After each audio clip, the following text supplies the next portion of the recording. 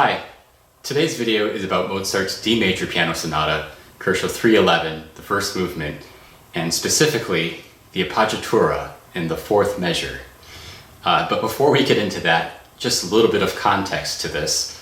Last week, I was on Facebook, and I'm a member of several of these piano teaching groups, and one of the piano teachers had posted a video of one of their students, a young man, playing this piece. And it was a really excellent performance in many ways, and it received a lot of positive feedback. But naturally, there were some people who had some things to say, and some of the teachers complained about the way that this student had played this appoggiatura. So I thought that I would try to unpack a little bit of that for us now. So a little bit of context for this. This is the D Major Sonata. It goes like this.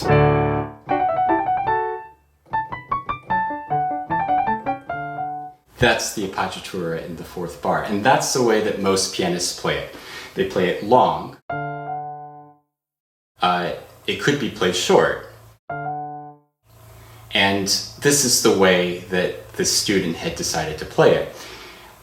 So I was dismayed that some of these teachers had decided to complain about the length of the appoggiatura, because I feel like, for many years, we piano teachers and musicologists have debated how should we be doing this, and we researched all these rules. We looked at the treatises that C.P.E. Bach and Leopold Mozart had written about how to do this, and I think that the takeaway from all of that is that you can find all kinds of rules that will tell you to do it one way, and then you'll find other rules that will contradict that and tell you to do exactly the opposite. And unless you want to get into, an argument of whether C.P.E. Bach is better than Leopold Mozart, I don't think that there's really any sense in trying to decide who has the higher authority. So rather than trying to decide what is the appropriate way to play these appoggiaturas, I think it's more important, and what I wish that these teachers had looked at, it's more important that we think about what the meaning or the storytelling is in that moment, and whether the appoggiatura lends itself to that interpretation. So the way that this student had played it, again, he played it short, but he also played it kind of softly. And so let me demonstrate for you. And then he played this kind of soft.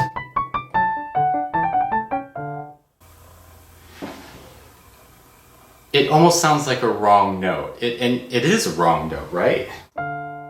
It's a note that doesn't belong in the chord. It sounds like a mistake. So what does that mean for the storytelling, right? Maybe this is a person who is kind of funny, and they slipped, or they're a clown or something, right? If you play it softly and sort of like it was a slip or a mistake, it has a certain charm to it.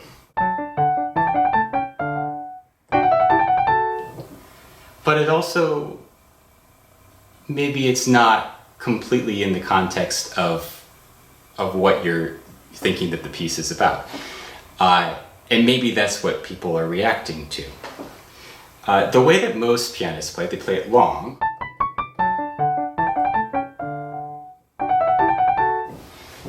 It's very elegant this way. And also, if you imagine that the first chord is a fanfare, and if this is another fanfare, then this can become a contrast to the fanfare. It can be somebody speaking or singing, right? So if I just gave this some silly words like, "Come and eat your dinner, then I'll let you have some ice cream," then it sounds like a nursery rhyme, like a song, right? Like I'm singing to you. And it makes sense that I would play the appoggiatura long, because I'm talking to you, and when we talk in relatively even rhythms, right? So it does sound like somebody speaking.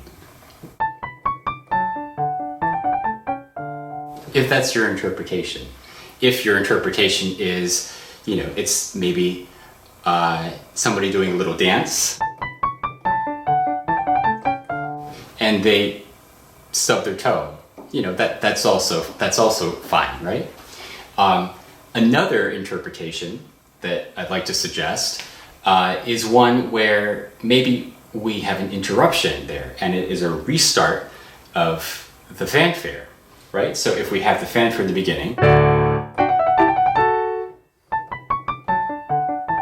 fanfare, right? If I do that, then it would make sense to play it short. If I play it suddenly loud, like it's a fanfare, then it's like we're restarting the fanfare again. And if we look at the first 6 bars together, then it will become clear that we've just created 2 3-bar phrases that are symmetrical in that way. Listen to it if I put them all together.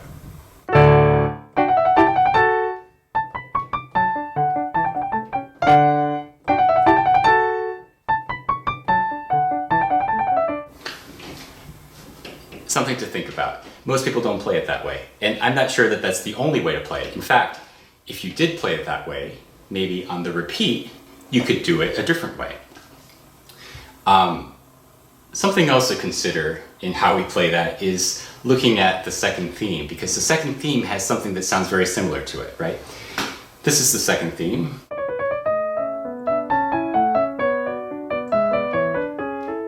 You hear those da-dum and right, that rising half-step figure is the same thing that happened right here in the 4th bar, right? So if we play the appoggiatura long, it will match the second theme, which is written out as 8th notes, right? So when it's written out as 8th notes in the second theme, there's no way it could be short. You can't play, because he didn't write it that way. He wrote them as 8th notes. There's no question about that, right? So if the second theme is, then some people might think we should make the first theme match the second theme. Why not?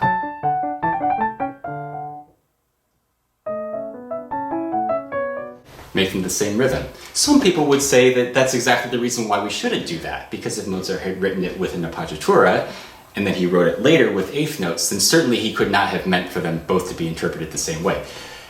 And that is a logical argument, and I buy that, except that I don't think it has to be that way. I think that Mozart has, in many cases, written things just inconsistently, and that I don't think that we have to decide that they have to be played 2 different ways, because he wrote them in 2 different ways. They could both be played as straight 8th notes, and I think that that is a decision that we get to make as a performer. But I have one other thought about that, which is if we are trying to make the second theme sound contrasting to the first theme, which is something that we typically do in these sonata forms, we try to make the second theme sound contrasting in character and emotion from the first theme. It makes it sound fresh, and it gives you, that contrast, the drama of it, right? If we're trying to do that, then maybe it would make sense to not give away that rhythm, that idea. Let's not give it away in the beginning, right? So let me demonstrate with the short appoggiatura in the beginning, and then you'll hear how when I play it for the first time in the second theme, it will sound fresh and more contrasting. Let me put it all together for you.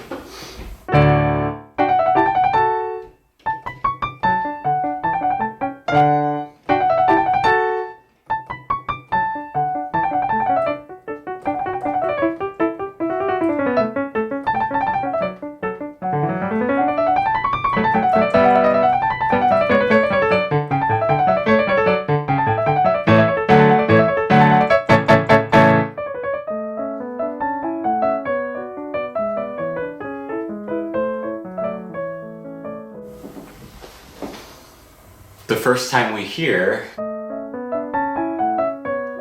is in the second theme, which has a totally different character from the first theme. What do you think? Write your comments in the comments box below, and if you'd like to reach out to me, you can look me up on my website at joshtatsuocullen.com, and thanks for watching.